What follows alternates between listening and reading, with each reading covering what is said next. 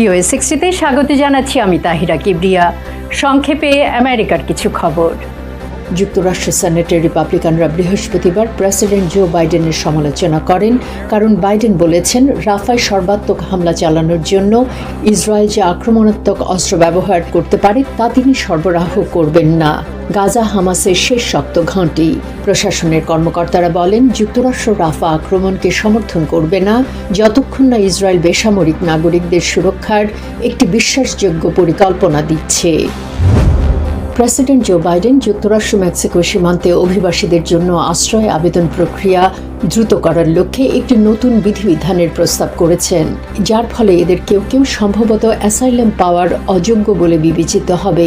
সক্রিয় কর্মী এবং প্রশাসনের সমালোচকেরা পরিকল্পনাটি আপত্তিকর বলে জানিয়েছেন। যুক্তরাষ্ট্র সেনেটে বৃহস্পতিবার বেসামরিক বিমান চলাচলের নিরাপত্তা উন্নত করার লক্ষ্যে একটি বিল পাশ হয়েছে।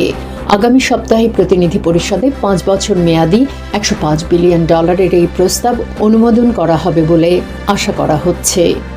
আজ পর্যন্তই। Tahira Kibria, voice of America, Washington.